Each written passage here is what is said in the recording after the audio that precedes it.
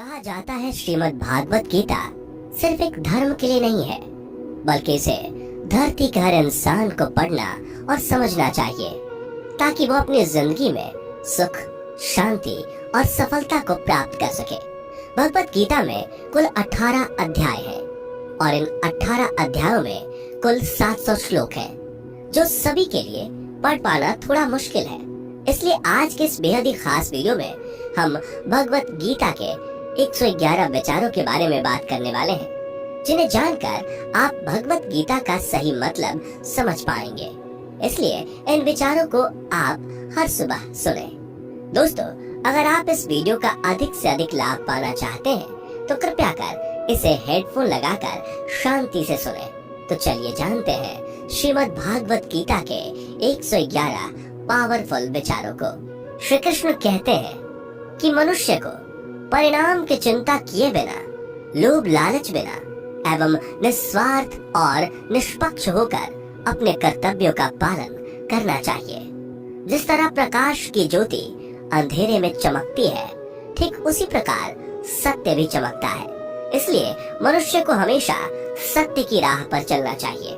जिस मनुष्य के अंदर ज्ञान की कमी और ईश्वर में श्रद्धा नहीं होती, वो मनुष्य जीवन में कभी भी आनंद और सफलता को प्राप्त नहीं कर पाता। जिस प्रकार मनुष्य अपने पुराने वस्त्रों को त्याग कर नए वस्त्र धारण करता है, ठीक उसी प्रकार आत्मा पुराने व्यर्थ के शरीर को त्याग कर नए भौतिक शरीर को धारण करती है। कौन क्या कर रहा है, कैसे कर रहा है और क्यों कर रहा है, इन सब से आप जितना दूर रहेंगे उतना ही आप खुश रहेंगे। समझदार व्यक्ति जब संबंध निभाना बंद कर देता है तो समझ लेना उसके आत्मसम्मान को कहीं न कहीं ठेस अवश्य पहुंची है। मोह उसी का करो जिस पर आपका अधिकार है।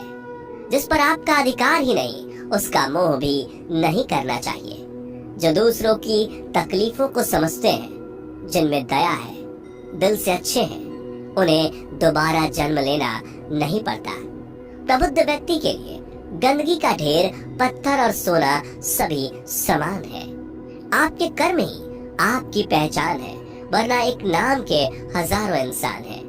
प्रेम सदैव माफी मांगना पसंद करता है और अहंकार सदैव माफी सुनना पसंद करता है। विषयों के बारे में सोचते रहने से मनुष्य को उनसे आसक्ति हो जाती है। इससे उनमें कामना यानी इच्छा पैदा होती है और कामनाओं में विघ्न आने से क्रोध की उत्पत्ति होती है। सदैव संदेह करने वाले व्यक्ति के लिए प्रसन्नता ना इस लोक में है, ना ही कहीं और।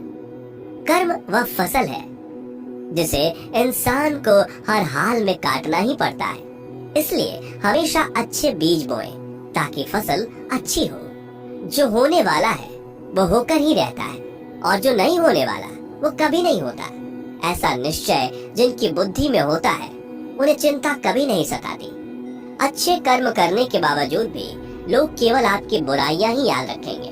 इसलिए लोग क्या कहते हैं इस पर ध्यान मत दो, तुम अपना कर्म करते रहो। जितना हो सके खामोश ही रहना अच्छा है, क्योंकि सबसे ज्यादा गुनाह इंसान से उसकी जुबान ही करवाती है।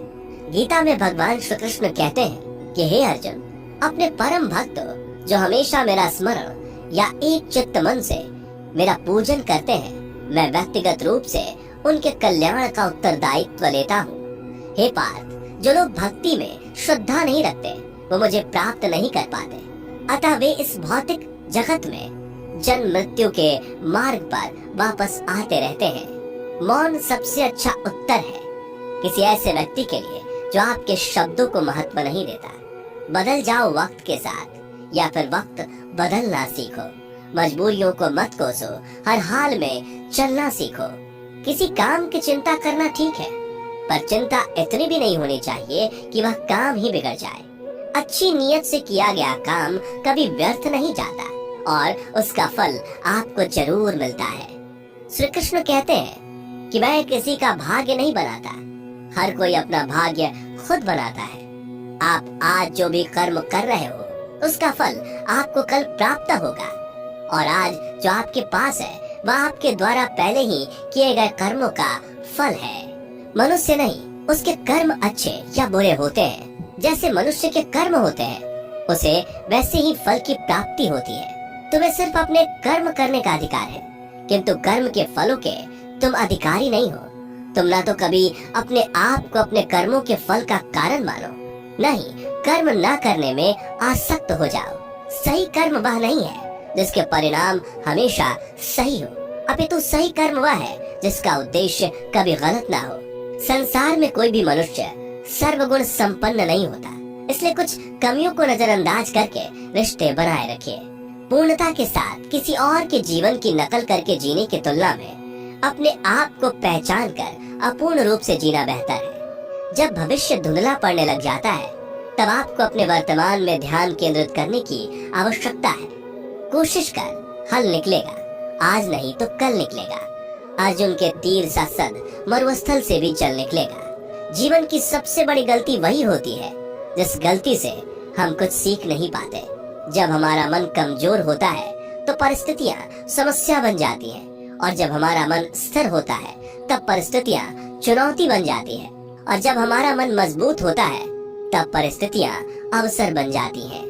मनुष्य की मानवता उसी वक्त नष्ट हो जाती है जब उसे दूसरों के दुखों पर हंसी आने लगती है। हे भारतवंशी, शरीर में रहने वाले का वध कभी नहीं किया जा सकता, अतः तुम्हें किसी भी जीव के लिए शोक करने की आवश्यकता नहीं है। समय यही सिखाता है कि जिंदगी किसी का इंतजार नहीं करती और ना ही किसी के लिए रुक सकती है। जिंदगी खेलती भी उसी के साथ है जो खिलाड़ी बेहतरीन होता है। दर्द सबके एक जैसे हैं, मगर हौसले सबके अलग अलग हैं। कोई हताश होकर बिखर जाता है तो कोई संघर्ष करके निखर जाता है। मनुष्य को अपने कर्मों से संभावित परिणामों से प्राप्त होने वाली विजय या पराजय, लाभ या हानि, प्रसन्नता या दुख इत्यादि के बारे में सोचकर चिंता से ग्रसित नहीं होना चाहिए। यदि आप अपनी गलतियों से कुछ सीखते हैं तो गलतियां सीढ़ियां हैं, और नहीं सीखते तो गलतियां सागर हैं। निर्णय आपका है, चढ़ना है या डूबना है। समस्याएं इतनी ताकतवर नहीं होती जितना कि हम उन्हें मान लेते हैं। कभी सुना है कि अंधेरे ने सुबह को होने ही नहीं दिया? गलतियां ढूंढना गलत नहीं है, बस शुरुआत खुद से होनी चाहिए। जरूरी नहीं हर बार आपके शब्दों को सही समझा जाए, इसलिए कभी कभी चुप रहना ही ज्यादा बेहतर होता है। जो जितना अधिक शांत होता है वो उतनी ही गहराई से अपनी बुद्धि का प्रयोग कर सकता है। निंदा से घबराकर अपने लक्ष्य को कभी ना छोड़े, क्योंकि लक्ष्य मिलते ही निंदा करने वालों की राय बदल जाती है। आपकी हार और जीत आपकी सोच पर निर्भर करती है, इसलिए मान लो तो हार ही होगी और ठान लो तो जीत ही होगी। सबसे समझदार और स्थिर बुद्धि वाला वही व्यक्ति है जो सफलता मिलने पर अहंकार में नहीं आता और विफल होने पर गम में नहीं डूबता। प्रशंसा हो रही हो तो ज्यादा सावधान रहने की जरूरत है। जीवन में कभी भी किसी से अपनी तुलना मत कीजिए। आप जैसे हैं सर्वश्रेष्ठ हैं। मनुष्य अपने विश्वास से निर्मित होता है, जैसा वो विश्वास करता है वैसा वो बन जाता है। जिसने मन को जीत लिया उसके लिए मन सर्वश्रेष्ठ मित्र है, किंतु जो ऐसा नहीं कर पाया उसके लिए उसका मन उसका सबसे बड़ा शत्रु बन जाता है। नकारात्मक विचारों का आना तय है, परंतु यह आप पर निर्भर करता है कि आप उन्हें कितना महत्व देते हैं। हमेशा याद रखना, बेहतरीन दिनों के लिए बुरे दिनों से लड़ना पड़ता है। जीवन में कुछ भी स्थायी नहीं है, इसलिए स्वयं को अधिक तनावग्रस्त ना करें, क्योंकि परिस्थितियां चाहे कितनी भी खराब क्यों ना हो, बदलेंगी जरूर। संसार में परेशानी देने वाली की हस्ती कितनी भी बड़ी क्यों ना हो, पर भगवान की कृपा दृष्टि से बड़ी कभी नहीं हो सकती।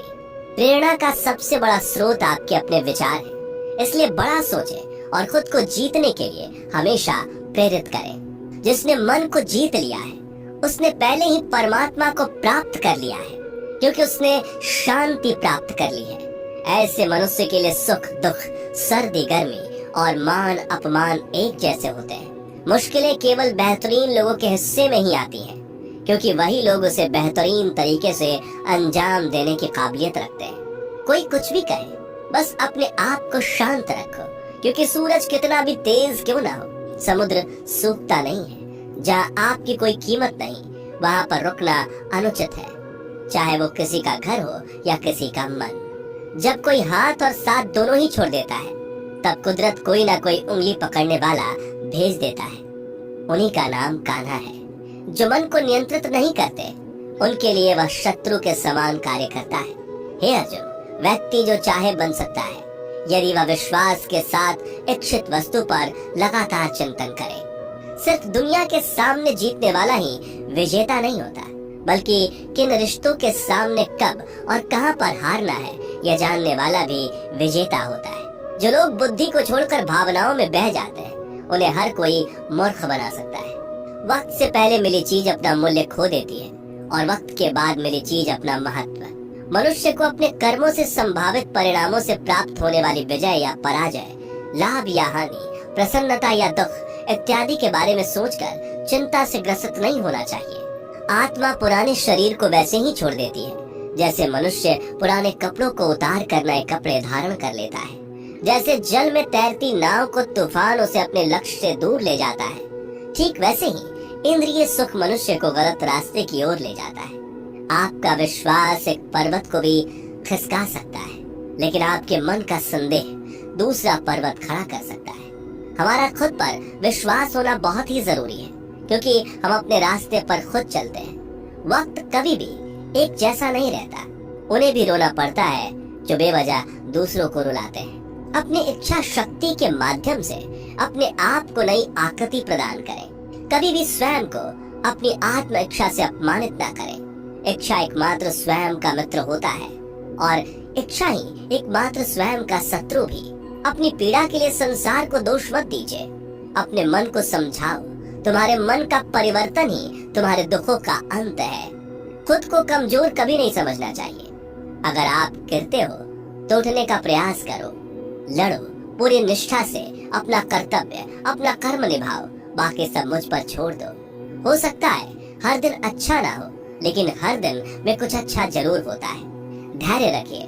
कभी कभी आपको जीवन में सबसे अच्छा पाने के लिए सबसे बुरे दौर से गुजरना पड़ता है। रोना बंद करो, अपनी तकलीफों से खुद लड़ना सीखो, क्योंकि साथ देने वाले भी शमशान से आगे नहीं जाते। समय जब न्याय करता है तब गवाहों की आवश्यकता नहीं पड़ती है। एक उपहार तभी असली और पवित्र है जब वह हृदय से किसी सही व्यक्ति को सही समय और सही जगह पर दिया जाए, और जब उपहार देने वाले व्यक्ति के दिल में उस उपहार के बदले कुछ पाने की उम्मीद ना हो। सुंदरता आपके दृष्टिकोण में होती है। किसी को कीचड़ में खिला कमल भी लुभाता है और किसी को चांद में भी दाग नजर आता है। हे अर्जुन, जो कोई भी जिस किसी भी देवता की पूजा पूरे विश्वास के साथ करने की इच्छा रखता है, तब मैं उसका विश्वास उसी देवता में दृढ़ कर देता हूँ। उदय किसी का भी अचानक नहीं होता। सूर्य भी धीरे धीरे निकलता है और ऊपर चढ़ता है। धैर्य और तपस्या जिसमें है वही संसार को प्रकाशित कर सकता है। हे अर्जुन, स्वर्ग प्राप्त करने और वहाँ कई वर्षों तक वास करने के पश्चात एक असफल योगी का पुनः एक पवित्र और समृद्ध कुटुंब में जन्म होता है।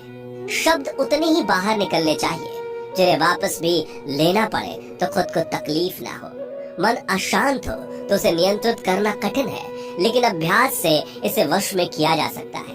अहंकार और संस्कार में फर्क है।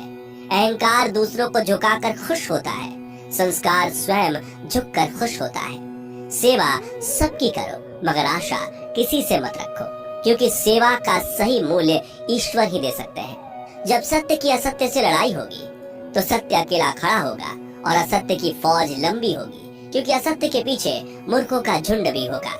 अकेले रहना तुम्हें यह भी सिखाता है कि वास्तव में तुम्हारे पास स्वयं के अलावा और कुछ भी नहीं। जब परिवार के सदस्य अप्रिय लगने लगे और पराये अपने लगने लगे तो समझ लीजिए कि विनाश का समय आरंभ हो गया है। क्रोध आने पर चिल्लाने के लिए ताकत नहीं चाहिए, मगर क्रोध आने पर चुप रहने के लिए खूब ताकत चाहिए होती है। जो आपका है वो आपको मिलकर ही रहेगा, फिर चाहे उसे छीनने के लिए पूरी कायनात एक हो जाए।